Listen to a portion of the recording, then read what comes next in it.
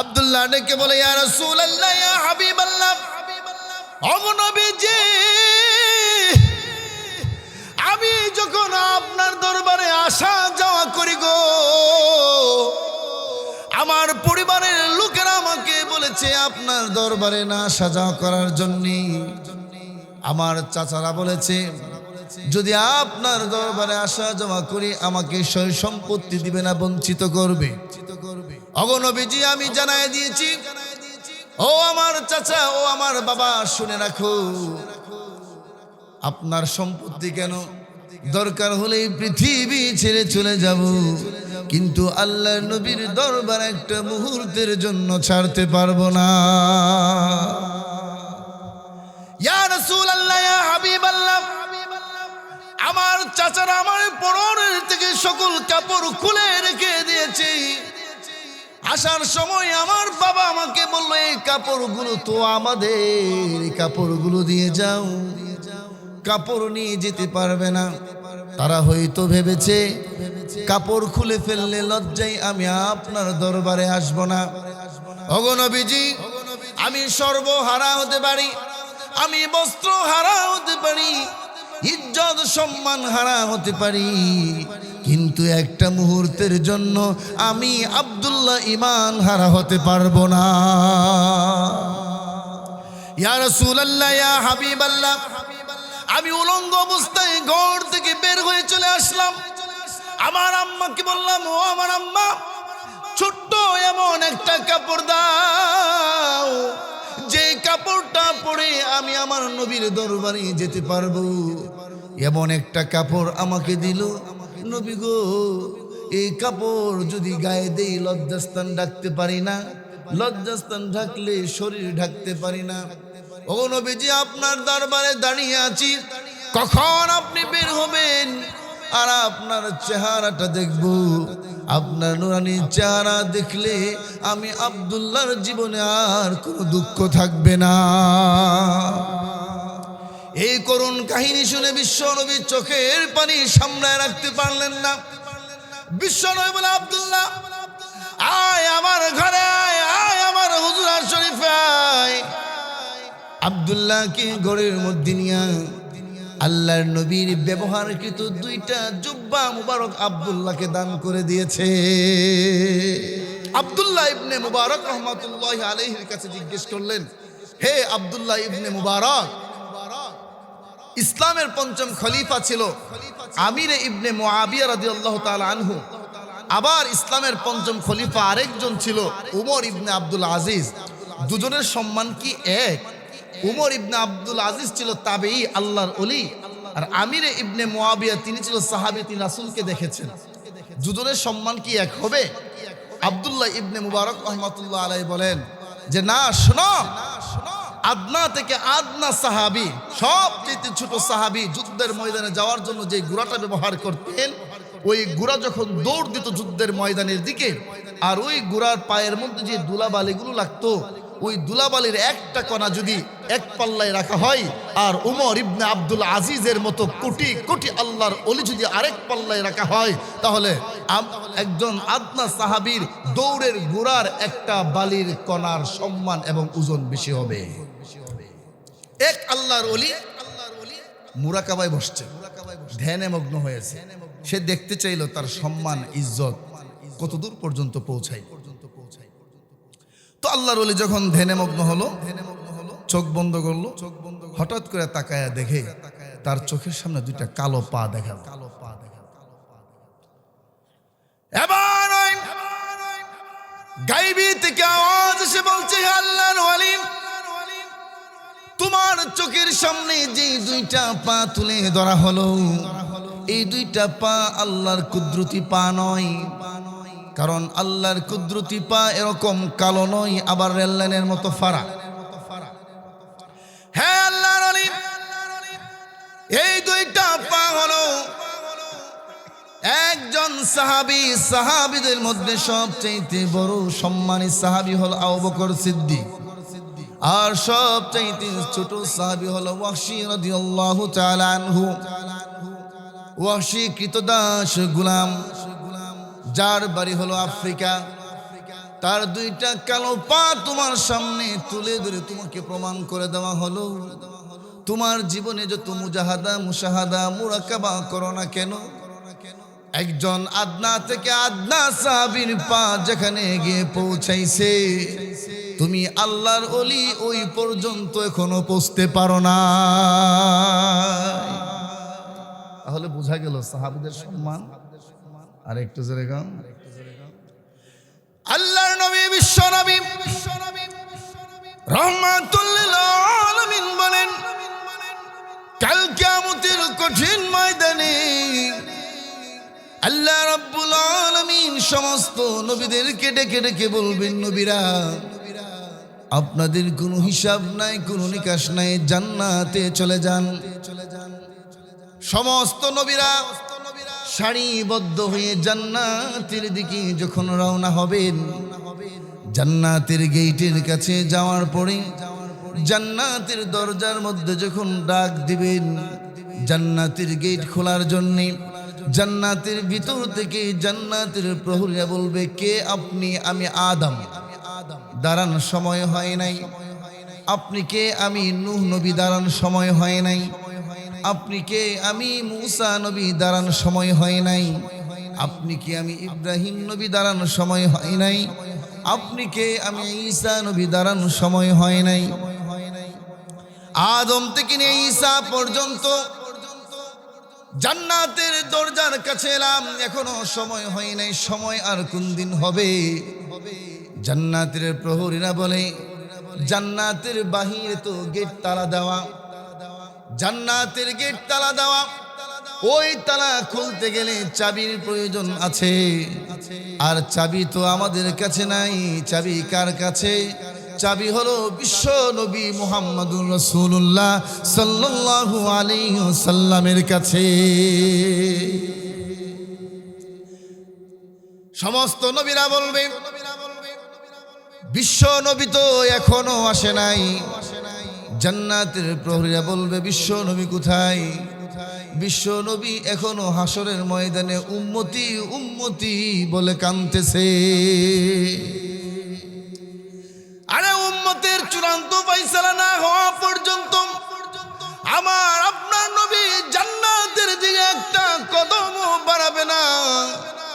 কেমন নবী আমরা পেয়েছি, অথচ যেই নবী আমার আপনার জন্য আমাদের জন্য তায়েফের জমিনে রক্তাক্ত হয়েছে, উহুদের ময়দানে দাঁত মুবারক শহীদ করেছে, খান্দকের যুদ্ধে পেটের মধ্যে তিনটা পাথর বেঁধেছে, অথচ ওই নবী রক্ত দিয়ে দাঁত মুবারক দিয়ে ক্ষুধার্ত অবস্থায় আমাদের জন্য ইসলাম রেখে গিয়েছে। কিন্তু আজকে আমরা ইসলাম মানব দূরের কথা, কিন্তু ইসলাম না মেনে দুনিয়ার মুহে পড়ে চলেছি। আল্লাহর নবী বিশ্ব নবী রাহমাতুল লিল আলামিন বলেন, হ্যাঁ কালো বেলাল, আল্লাহ রাব্বুল আলামিন কিয়ামতের কঠিন ময়দানে আমাকে জান্নাতের চাবি দিয়ে বলবেন জান্নাতের গেটটা খুলে দেওয়ার জন্যে। ও কালো বেলাল, আমার ডান দিকে থাকবে আবু বকর, বাম দিকে থাকবে ওমর। আল্লাহ আমাকে একটা উট দিবেন, যদিও দেখতে উটের মতো, কিন্তু রক্ত মাংস এবং হাড্ডিগুলো জবরদস্ত পাথরের দ্বারা তৈরি হবে। ও কালো বেলাল শোনো, আমি নবী তোমাকে আহ্বান করব আমার উটের লাগাম ধরার জন্যে। ওই দিন কিয়ামতের দিন আল্লাহ নবী বলেন, ও কালো বেলাল, আমার সঙ্গে তুমি আমার উটের লাগাম ধরে ধরে জান্নাতে প্রবেশ করবে। কালো বেলালের এত সম্মান এত ইজ্জত কেন জানেননি? যে কালো বেলালের কোনো ঘর ছিল না, বাড়ি ছিল না, বংশ পরিচয় ছিল না, বেলালের কোনো কোয়ালিটি ছিল না, না ছিল দেখতে সুন্দর, না কোনো দিক দিয়ে কোনো কিছু ছিল। বাড়ি ছিল আফ্রিকা, আর আয়েশা থাকতো মক্কায়। কালো বেলাল ছিল একজন গোলাম, তার বাবাও ছিল গোলাম, গোলামের ঘরের গোলাম। যে কালো বেলালকে মক্কার লোকেরা কালো কাউয়া বলে আখ্যায়িত করত। অথচ এই কালো বেলালে এত সম্মান, এত ইজ্জত কেন? কালো বেলাল যখন উমাইয়া গোত্রের মধ্যে ছিল, কালো বেলাল যখন এক আল্লাহর উপর ঈমান এনেছে, আমার নবী বিশ্ব নবী রাহমাতুল লিল আলামিনের উপর ঈমান এনেছে। এবার কালো বেলাল তার জবানে আমার আল্লাহর নাম শুধু আহাদ আহাদ আহাদ আহাদ শুধু বলে। এই জন্য কালো বেলালকে উমাইয়া গোত্রের কাফেররা উত্তপ্ত বালি মরুভূমিতে বালুর উপরে বুকের মধ্যে পাথর চাপা দিয়ে রেখে দিত। আর বেলাল আহাদ বলতো, আর কাফেররা বলতো, যদি তুমি আমাদের দলে চলে আসো তাহলে তোমাকে ছেড়ে দেব। কিন্তু না না, বেলাল বলে না, আমি আল্লাহর উপর ঈমান এনেছি, বাঁচতে হলে আল্লাহর জন্য বাঁচবো, মরতে হলেও আল্লাহর জন্যই মরব। এই বেলালের সামনে দিয়ে আবু বকর সিদ্দিক হেঁটে যায়। আবু বকর ডেকে বলে, বেলাল, ও বেলাল, তুমি আমাদের এমন একজন আল্লাহ, ওই আল্লাহকে আস্তে ডাক দিল শুনে, জোরে ডাক দিল শুনে, তুমি আস্তে ডাক দিলেই তো হয়, মনে মনে বলো, তাহলেই তো মায়ের একটু কম খাও। একদিন, দুই দিন, তিন দিন, কিন্তু বেলাল জোরেই বলতে থাকে। আবু বকর সিদ্দিক বলে, বেলাল, ও বেলাল, তোমাকে না বললাম আস্তে ডাকার জন্য, জুড়ে কেন ডাকো? এবার বেলাল ডেকে বলে, আবু বকর সিদ্দিক, আমাকে যখন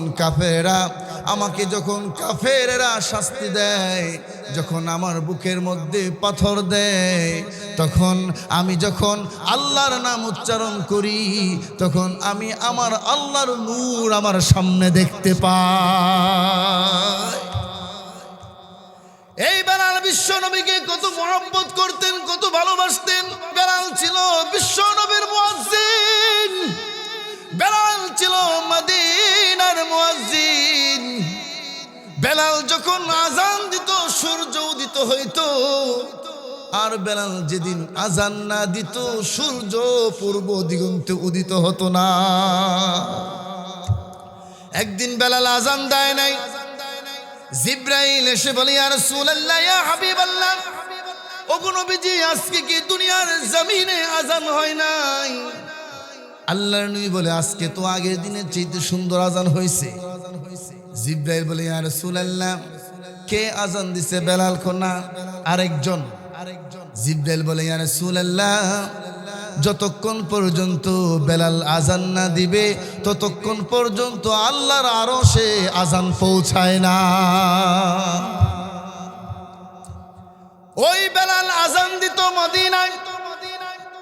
আমার আপনার নবী বিশ্ব নবী রাহমাতুল লিল আলামিন যেদিন পৃথিবী থেকে বিদায় হয়ে গেলেন, বেলাল তো আর আজান দেয় না। বেলাল কষ্টে দুঃখে মদিনা ছেড়ে দামেস্কে চলে গেলেন। কয়েক মাস হয়ে গেল। আমার আপনার নবী রাহমাতুল লিল আলামিন বেলালকে স্বপ্নের মধ্যে এসে বলে, বেলাল, ও বেলাল, কতদিন হয়ে গেল তোমার আজান শুনি না। বেলাল রে, কতদিন হয়ে গেল তোমার আজান শুনি না। ও বেলাল, তোমার কি মন চায় না আমাকে একটু আজান শোনাতে? বেলাল, একটু আজান শোনাও না। বেলাল, কেন মদিনা ছেড়ে চলে আসলে রে বেলাল? ও বেলাল, তুমি কেন মদিনা ছেড়ে চলে আসলে? যাও যাও, মদিনায় যাও। বেলাল আবার রওনা হলো মদিনার দিকে। কয়েক মাস পর যখন মদিনায় গেলেন, মদিনায় যাওয়ার পরে পুরা মদিনার শহরে বেলাল এসেছে, আবার বিশ্ব নবীর মুয়াজ্জিন ফিরে এসেছে। মদিনার মধ্যে আনন্দ উল্লাসের ঝড় উঠে গেল। সবাই মিলে বলছে, বেলাল, আজান দাও, আজান দাও, তোমার কণ্ঠে আজান শুনতে চাই। আবু বকর সিদ্দিক বলে, বেলাল, আজান দাও। ওমর বলে, আজান দাও। বেলাল বলে, না না, আমি আজান দিব না। আমি আগে আজান দিলে আমার নবী নামাজে আইতো, কিন্তু এখন আমি আজান দিলে আমার নবী তো নামাজে আসে না। আমি কাকে আজান শোনাবো? আমি কার জন্য আজান দেব?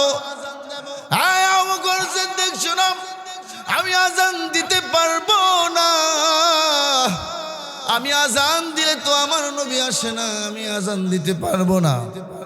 হাসান হুসাইন দুই ভাই বেলালের মাজার মধ্যে ধরলো চেপে, ও নানার মুয়াজ্জিন, কতদিন হয়ে গেল গো তোমার আজান শুনি না। ও নানার মুয়াজ্জিন, তোমার আজান শুনলে মনের মধ্যে তৃপ্তি পায়, দাও না গো একটু আজান দাও না, একটু আজান শুনতে চাই। বেলাল হাসান হুসাইনের কথা রাখতে গিয়ে যেই মাত্র উঁচু মিনারে দাঁড়ালেন আজান দেওয়ার জন্য, যেই মাত্র বলো আশহাদু আন্না মুহাম্মাদান রাসূলুল্লাহ, এই শব্দ বলার সাথে সাথে বেলাল বেহুশ হয়ে জমিনের মধ্যে পড়ে গেল। এই ছিল বেলালের ভালোবাসা। বেলাল নবীর শোকে, নবীর জন্য কাঁদতে কাঁদতে বেলাল শোকে শোকে কাতর হয়ে পৃথিবী থেকে বিদায় হয়ে গেল। হযরত আবু বকর সিদ্দিক রাদিয়াল্লাহু তাআলা আনহু তিনিও আল্লাহর নবী পৃথিবী থেকে বিদায় হয়ে যাওয়ার পর, খেলাফতের দায়িত্ব পাওয়ার পরে বিশ্ব নবীর শোকে, তিনিও বিশ্ব নবীর শোকে কলিজা পুড়ে ছাই হয়ে পৃথিবী থেকে বিদায় হয়ে গেলে। বিশ্ব নবীর প্রতি কত ভালোবাসা সাহাবায়ে কেরামদের। সাহাবায়ে কেরাম ঘর ছেড়ে দিতে পারে, বাড়ি ছেড়ে দিতে পারে, সন্তান স্ত্রী ছেড়ে দিতে পারে, কিন্তু আমার আপনার নবী বিশ্ব নবীকে একটা মুহূর্তের জন্য ছাড়তে পারে না। ঠিক কিনা বলেন? আল্লাহর নবী বিশ্ব নবী রাহমাতুল লিল আলামিন গভীর রজনীতে হুজরা শরীফ থেকে বের হইল। এমনি তাকায়া দেখে একজন, কে যেন একজন বিশ্বনবীর হুজরা শরীফের সামনে বাঁকা হয়ে দাঁড়ায় রইল, সোজা হয়ে দাঁড়াইতে পারে না। আল্লাহর নবী বলেন, কে গো তুমি? এমন ভাবে প্রচন্ড শীতের রাত্রিতে কে তুমি এইভাবে দাঁড়ায় রইলে? এবার সাহাবীরা কি বলে, ইয়া রাসূলুল্লাহ, ইয়া হাবিবাল্লাহ, আপনি কি আমাকে চিনতে পারেন না গো নবীজি? না, কে তুমি? ওগো নবীজি, আমি হলাম আব্দুল্লাহ, আমার নাম ছিল আব্দুল উজ্জা। কিছুদিন আগে আমি ইসলাম গ্রহণ করেছি, আপনি আমার নাম পরিবর্তন করে আমার নামটা আপনি আব্দুল্লাহ রেখেছেন, আমি ওই আব্দুল্লাহ। বিশ্বনবী বলে, আমার আব্দুল্লাহ তো শিল্পপতি বাবার ছেলে, তার বাপ চাচা হলো বড়লোক। যে আব্দুল্লাহ সকাল বেলা এক কাপড় পরে, বিকাল বেলা আরেক কাপড় পরে, আমার আব্দুল্লাহর গায়ে আজকে কাপড় নাই কেন? আব্দুল্লাহ ডেকে বলে, ইয়া রাসূলুল্লাহ, ইয়া হাবিবাল্লাহ, ওগো নবীজি, আমি যখন আপনার দরবারে আসা যাওয়া করি গো, আমার পরিবারের লোকেরা আমাকে বলেছে আপনার দরবারে না আসা যাওয়া করার জন্য। আমার চাচারা বলেছে যদি আপনার দরবারে আসা যাওয়া করি আমাকে সয় সম্পত্তি দিবে না, বঞ্চিত করবে। ওগো নবীজি, আমি জানাই দিয়েছি, ও আমার চাচা, ও আমার বাবা, শুনে রাখো, আপনার সম্পত্তি কেন, দরকার হলে পৃথিবী ছেড়ে চলে যাব, কিন্তু আল্লাহর নবীর দরবার একটা মুহূর্তের জন্য ছাড়তে পারবো না। ইয়া রাসূলুল্লাহ, ইয়া হাবিবাল্লাহ, আমার চাচারা আমার পরনের থেকে সকল কাপড় খুলে রেখে দিয়েছে। আসার সময় আমার বাবা আমাকে বলল, এই কাপড়গুলো তো আমাদের, এই কাপড়গুলো দিয়ে যাও। কাপড় নিয়ে যেতে পারবে না। তারা হয়তো ভেবেছে কাপড় খুলে ফেললে লজ্জায় আমি আপনার দরবারে আসবো না। ওগো নবীজি, আমি সর্বহারা হতে পারি, আমি বস্ত্র হারা হতে পারি, ইজ্জত সম্মান হারা হতে পারি, কিন্তু একটা মুহূর্তের জন্য আমি আব্দুল্লাহ ঈমান হারা হতে পারবো না। ইয়া রাসূলুল্লাহ, ইয়া হাবিবাল্লাহ, আমি উলঙ্গ অবস্থায় ঘর থেকে বের হয়ে চলে আসলাম। আমার আম্মাকে বললাম, ও আমার আম্মা, ছোট্ট এমন একটা কাপড় দাও, যে কাপড়টা পরে আমি আমার নবীর দরবারে যেতে পারবো। এমন একটা কাপড় আমাকে দিল। নবী গো, এই কাপড় যদি গায়ে দেই লজ্জাস্থান ঢাকতে পারি না, লজ্জাস্থান ঢাকলে শরীর ঢাকতে পারি না। ও নবীজি, আপনার দরবারে দাঁড়িয়ে আছি, কখন আপনি বের হবেন আর আপনার চেহারাটা দেখব। আপনার নুরানি চেহারা দেখলে আমি আব্দুল্লাহর জীবনে আর কোনো দুঃখ থাকবে না। এই করুণ কাহিনী শুনে বিশ্বনবী চোখের পানি সামলায় রাখতে পারলেন না। বিশ্বনবী বলে, আব্দুল্লাহ, আয় আমার ঘরে, আয় আয় আমার হুজরা শরীফে আয়। আব্দুল্লাহকে ঘরের মধ্যে নিয়ে আল্লাহর নবীর ব্যবহারকৃত দুইটা জুব্বা মুবারক আব্দুল্লাহকে দান করে দিয়েছে। এবার আব্দুল্লাহকে বলে, আল্লাহ রাসূল বলেন, আব্দুল্লাহ, তোর মনের মধ্যে কোনো আশা আকাঙ্ক্ষা আছেনি? আব্দুল্লাহ বলে, ইয়া রাসূলুল্লাহ, আমার মনের মধ্যে একটা আশা আকাঙ্ক্ষা হলো শহীদি তামান্না। ইয়া রাসূলুল্লাহ, আপনি বলেছেন শহীদি মৃত্যু হলে মৃত্যুর যন্ত্রণা হয় না, শহীদি মরণ হইলে কবরের মধ্যে প্রশ্ন করে না, শহীদি মরণ হইলে কিয়ামতের দিন কোনো হিসাব হবে না, বিনা হিসেবে আল্লাহ জান্নাত দিয়ে দিবে। আল্লাহ রাসূল সাল্লাল্লাহু আলাইহি ওয়াসাল্লামের সঙ্গে আব্দুল্লাহকে নিয়ে যুদ্ধের ময়দানে রওনা হলেন। কিন্তু কোনো কারণবশত তাবুকের যুদ্ধটা হয় নাই। পথিমধ্যে আসার পথে আব্দুল্লাহর বুকে ব্যথা উঠল, ব্যথায় পথিমধ্যে আব্দুল্লাহ পৃথিবী থেকে বিদায় হয়ে গেল।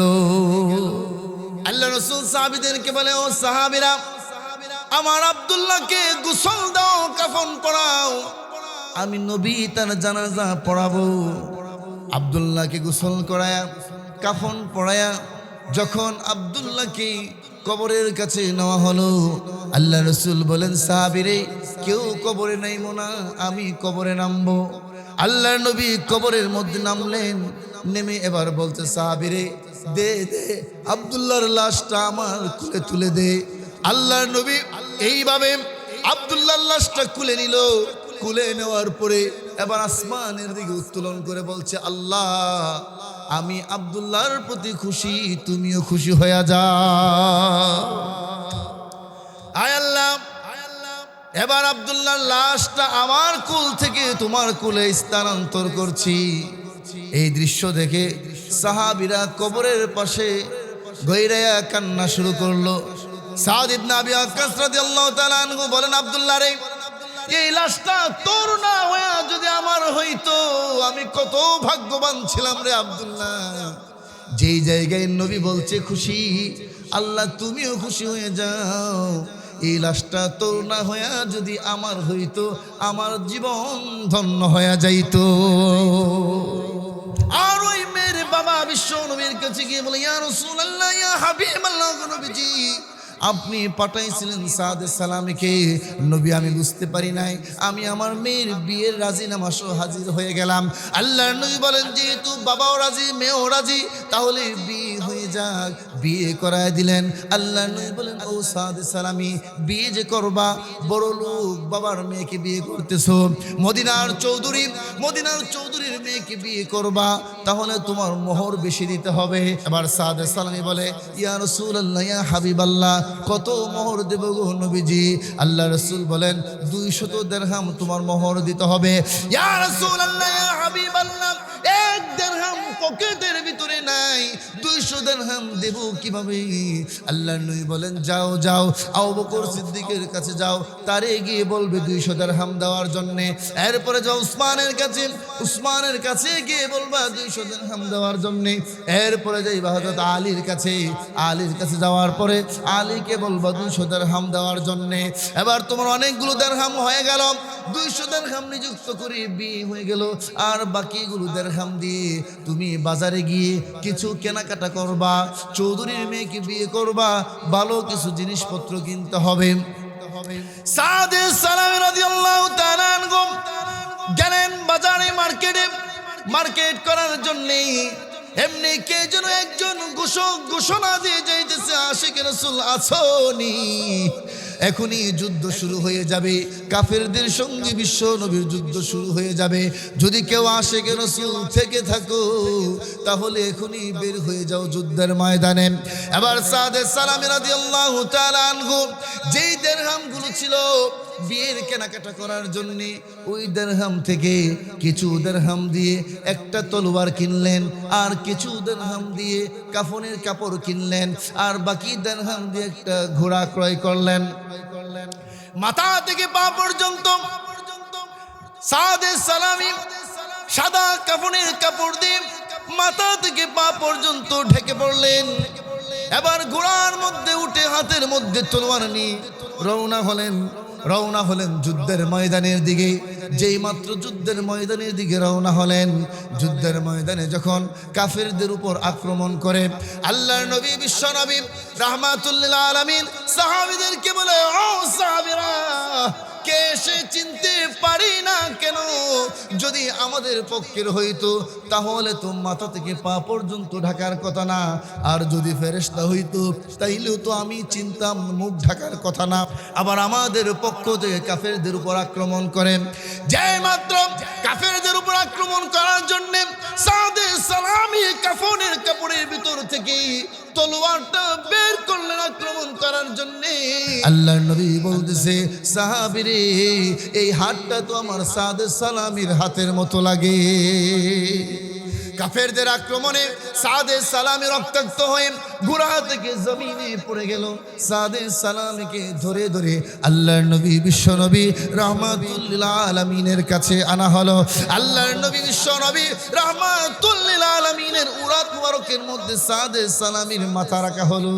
আল্লাহর নবী জিজ্ঞেস করে, ও সাদ, তোমারে না বিয়ে করাইয়া দিলাম, তোমার তো বউ নিয়ে বাসরঘর করার কথা, তুমি তো বউ নিয়ে বাড়িতে যাওয়ার কথা, তুমি কেন যুদ্ধের ময়দানে এলে? সাদে সালামি বলে, ইয়া রাসূলুল্লাহ, ইয়া হাবিবাল্লাহ, আমি গিয়েছিলাম বিয়ের বাজার করার জন্য, এমনি শুনি কে যেন ঘোষণা দিয়ে যাচ্ছে, আশিক রাসূল আছো নাকি? ওগো নবীজি, এই জন্য আমি যুদ্ধের ময়দানে চলে এসেছি। আমি চিন্তা করলাম নবী, কাল কিয়ামতের কঠিন ময়দানে আল্লাহ রাব্বুল আলামিন যদি আমাকে জিজ্ঞেস করে বলে, ও সাদ, দুনিয়ার জমিনের বউ পাইলা, মজা পাইলা, আনন্দ পাইলা, আমার নবীকে তুমি কেমনে ভুলে গেলা? ওগো নবীজি, আমি তো কিয়ামতের দিন আশিকে রাসূল হতে পারবো না, মুমিন হতে পারবো না, এই জন্য আমি যুদ্ধের ময়দানে চলে এসেছি। আল্লাহর নবী বলেন, বুঝলাম, তাহলে তুমি মাথা থেকে পা পর্যন্ত কেন ঢেকে নিলে? সাদে সালামি বলে, ইয়া রাসূলুল্লাহ, ইয়া হাবিবাল্লাহ, আমি মাথা থেকে পা পর্যন্ত ঢাকার কারণ হলো, আমাকে যুদ্ধের ময়দানে দেখার পরে আপনি যদি আমাকে যুদ্ধের ময়দান থেকে বিদায় করে দেন তাহলে তো আমি আশিক রাসূল হতে পারবো না, এই জন্যই মাথা থেকে পা পর্যন্ত কাফনের কাপড় দিয়ে ঢেকে এসেছি, যাতে করে আপনি আমাকে যুদ্ধের ময়দান থেকে ফেরত দিতে না পারেন। আল্লাহর নবী চোখের পানি ছেড়ে দিয়া কাঁদতে কাঁদতে বিশ্ব নবীর চোখের পানি সাদে সালামির গালের মধ্যে পড়লো। সাদে সালামি বলে, ইয়া রাসূলুল্লাহ, আপনি কাঁদেন কেন গো নবী? আমি কি আল্লাহর তরি জান্নাত পাবো না? আল্লাহর নবী বলে, সাদ রে, এই মুহূর্তে যদি তুই বিদায় হয়ে যাস, আমি রাসূল ঘোষণা দিলাম আল্লাহর তরি জান্নাত তোর জন্য ওয়াজিব হয়ে যাবে।